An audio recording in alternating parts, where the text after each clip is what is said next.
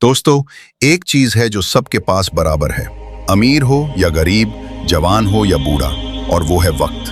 लेकिन अफसोस, हम वक्त की सबसे कम कदर करते हैं। याद रखें, वक्त एक खजाना है जो एक बार चला जाए तो कभी वापस नहीं आता।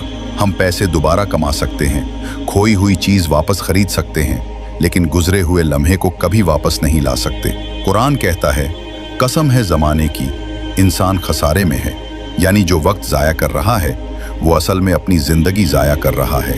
आज हम घंटों मोबाइल और फजूल कामों में जाया कर देते हैं। हम भूल जाते हैं कि यही वक्त कल हमारी कब्र की तैयारी बन सकता था।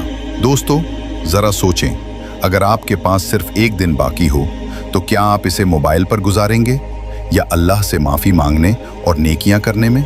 जिंदगी बहुत मुख्तसर है, मौत अचानक आती है।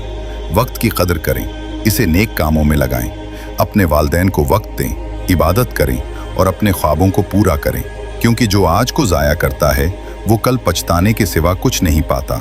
दोस्तों, वक्त सबसे बड़ी दौलत है।